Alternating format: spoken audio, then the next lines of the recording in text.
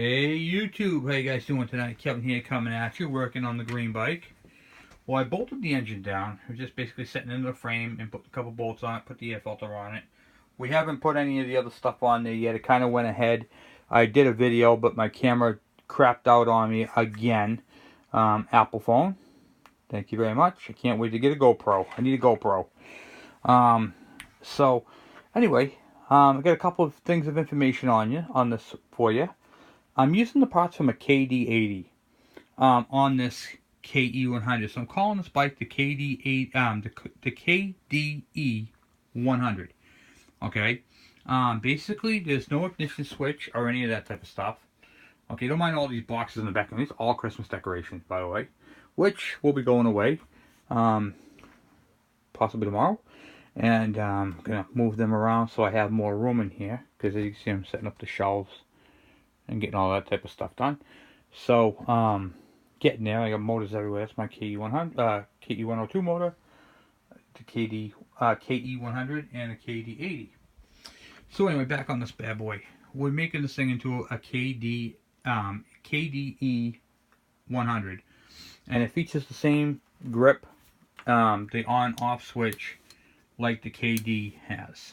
Okay, so basically what had happened was we modified a lot of stuff on this bike to simplify it. There is no lights on it. There's no electrical harness. The electrical harness consists of the one wire coming off this switch, going all the way down, coming to here with a double connector, one going up to the coil and the other one going to the magneto. Now I'm going to show you on this magneto what I do with that light. I have a light around here. It is. I'm going to show you guys the modification. Okay. When you're working on a KE100, you have two charge coils right here. These two coils right here are for your lights and charge your battery. This bike's not going to have a battery. So if you took the flywheel off, you're going to only see this coil with the fine wiring. That coil right there is for your ignition. So you're going to see that, the condenser, and the points. That's it. So when you come out of here, instead of having the yellow wires for your charging system and the green wire for your neutral safety light that turns on the green light, you're not going to have any of that. The only wire you're going to have is the black wire for the coil. That's it. So, and on this KD100, you will see how it's just got the flywheel and the single wire coming off of it. That's it. Okay, this is up here because I rubbed a couple parts off it. So on this bike, I got the exhaust put on it. I got the mag and the flywheel. You can see the grommet right here. Let me see if I can put this light up here so you can see. Nope, okay, can't. You can see the grommet now. You can see the grommet right there. And then you can see the block-off plate for there's no neutral safety switch. That all came off the KD80. So the wire comes around here. It's twisted together right here. I have to solder it. But tonight's is checking on spark. Because I did the, I can't even talk. I used that brand new tool that I made. This one right here. And I'm not sure if it has spark, if it works.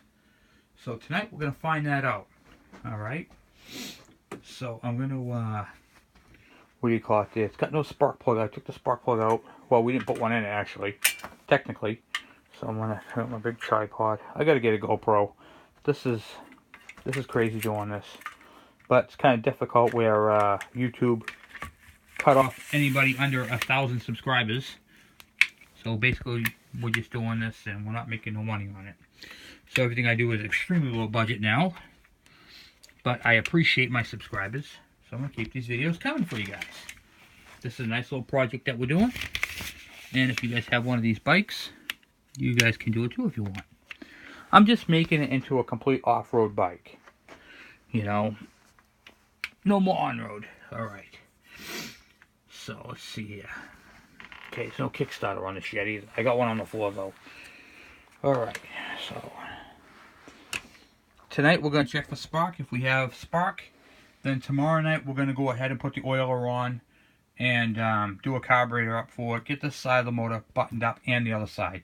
If we can get these two sides done, this bike is basically done. And then we got to do the tires and the rims. And what I'm doing is the brakes have to be modified in the front because it has a speedometer drive, and I'll show you. Let's go to these brakes I have up here. You can see on this system right here, you can see the speedometer drive. Basically, it has a gear in there, worm gear like this, and it drives that shaft and turns the cable. This is one from a KDE100, and doesn't have this. There's no starter drive. I mean, no tachometer drive. So we're going to end up using that one, and that's going to take care of the brakes. As you can see, we got enough stuff to do that with, so we're good. Alright, so back on this. This is the one that had the bad transmission. This actually motor came off this bike, so they made it back up again. But right now, we changed everything over on it. We took all the lights, we took the speedometer off, we took all the marker lights off, we took the wiring harness out of it. I mean, we really lightened her up, you know, and that's what we're going for. Light, KDE100, basic necessities to run it, no extras. Alright, so got you guys up here. Okay. This switch should have spark in the middle, and then when you shut them off, spark should go away. Alright. Let's see if we can get a little closer to that spark plug. I'm just adjusting you guys up. Okay. We're good. No, we're not good. Okay. Like that. Come on. There we go. Alright. Let's see. Of course, I can't focus in on it, can I? Alright. Now, there's no spark plug in there, so you can see I have no nut on the end of this Kickstarter. But I'm turning over without any compression, so because it's got no spark plug, so it's not got no compression. Alright, let's see if we get spark. Oh, yeah, we do. Look at that, huh? Oh, that's beautiful. Alright, so that tool I made works great. Now, I'm going to shut the switch off. Okay, switch is off, and I should have no spark. No spark. Okay, now when I turn it back into the middle, I should have spark. Beautiful. Now when I go back to the off switch on the other side, I should have no spark. No spark. Beautiful. Spark is back in the middle. Last check. Oh yeah, that's beautiful. Okay, so we know the wiring's good there. So I got to solder those two wires together. And we're good there. So let's see, I'll shrink you guys back down if I can. Get this phone to work. There we go. Okay, so we have spark. Just the wire coming off the magneto, going to this dual, one going up to the coil, and the other one's going up to the kill switch. That's it. That's it for wiring on the bike. There is no wiring anywhere on the bike. There's not even a battery box. We're not even putting the battery box back in it. These are just, this is the oiler and stuff like that, the parts for the oiler, which we'll put on tomorrow night. And I got some bolts for the side covers in there. So we got that. We're going to make a seat switch because it's not going to have a seat lock. So this is going to go down here with a thumb screw. Just to both of them together to hold the seat down. There's no locks whatsoever on this bike. It's basically the same thing as a KDE100. Just it's a 100 and much bigger. So it's using a KDE100 motor, which is set up like a KD, which is awesome. So we're going to do a carburetor on this thing. I'm not using on the exhaust, there's no tip, so it's going to be a little louder than it's going to sound like a dirt bike. So we're going to go with a bigger jet on the carburetor when we do the carburetor. I actually have that carburetor right there. So we're going to put the carburetor on, get the cables hooked up to the throttle, get that all done, and go from there. So the motor's bolted down, the air filter is on, and the exhaust is on. So what's left to do on this side is Put a side cover on with a shifter. This side's done. We'll get that done. On this side over here, carburetor oiler and clutch adjustment. Then the two side covers that go on this. And then this part of the engine's done. Once the carburetor is on, this thing is done. It's got to be started and adjusted. And of course I have the fuel tank, which came out really, really good. I'm very pleased with that fuel tank. Put you guys back on the stand here for a minute. So we did the modification to the fuel cap, which I'm sure you guys have seen in the other videos. My fuel cap modification, because like once again, this bike ain't gonna have no keys on it.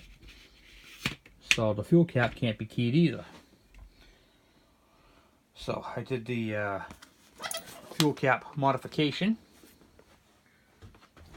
And basically just screws on and off.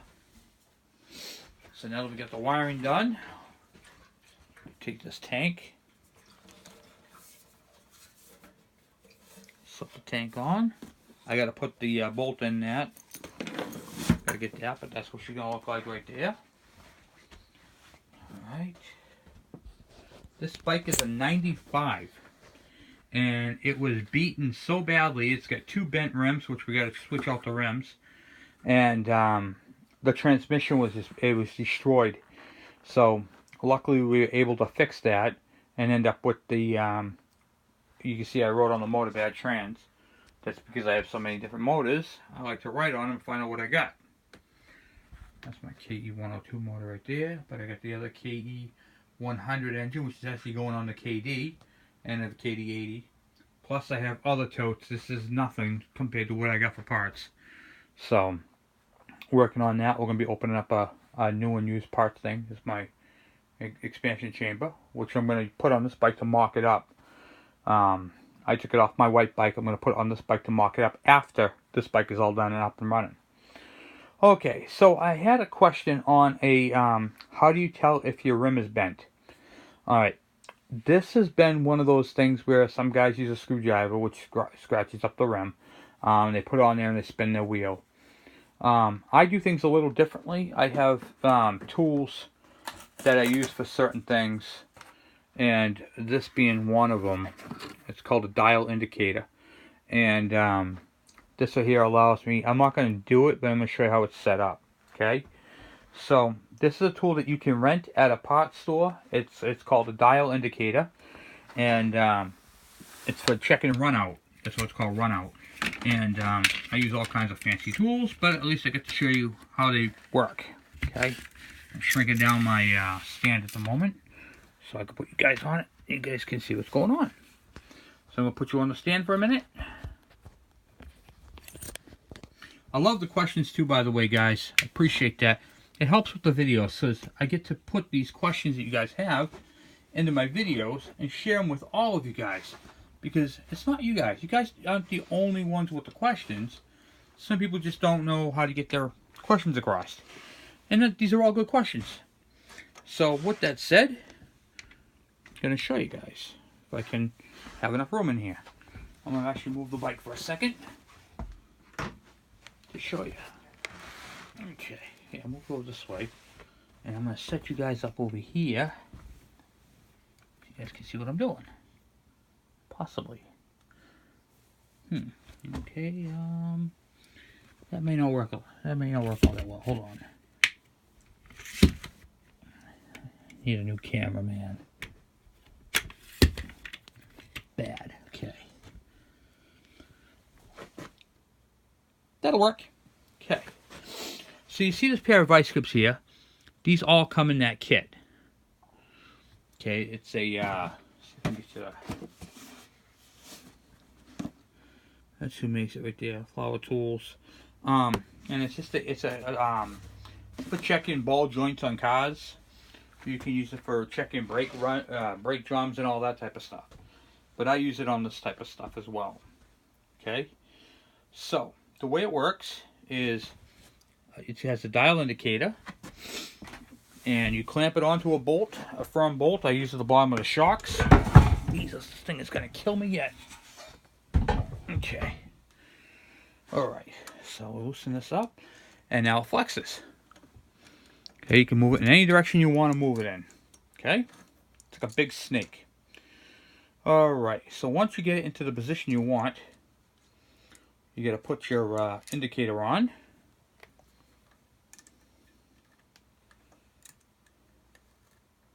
My suggestion is the best way to, it's like that.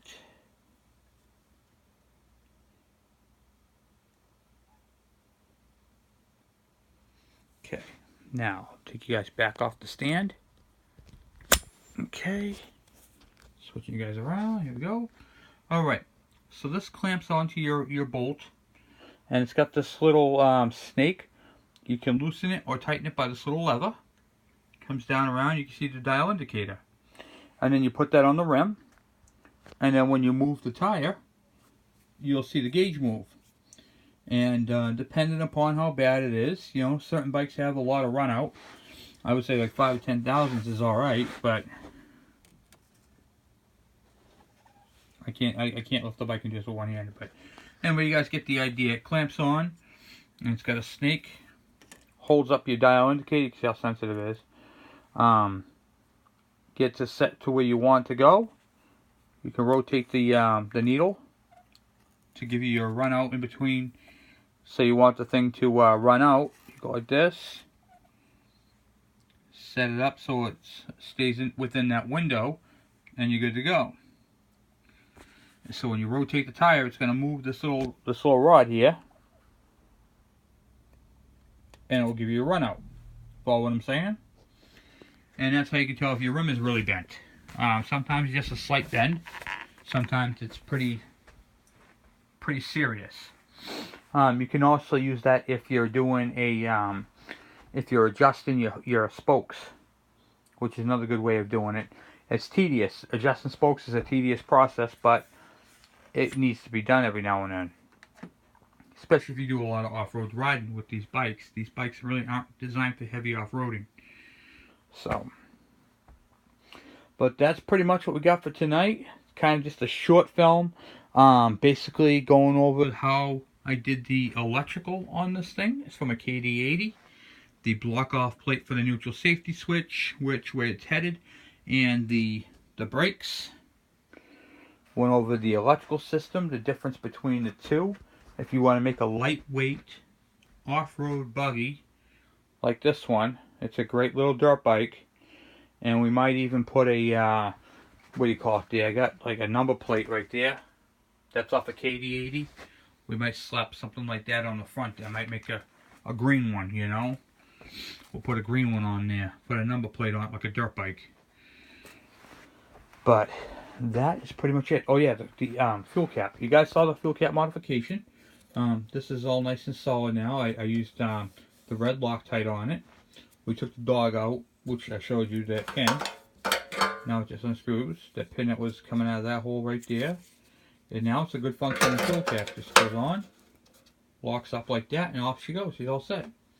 Now when I go to the gas station, I can just twist it off like I can my KE, and the tank still vents, which is great because it vents out the cap on the inside there, not through the top.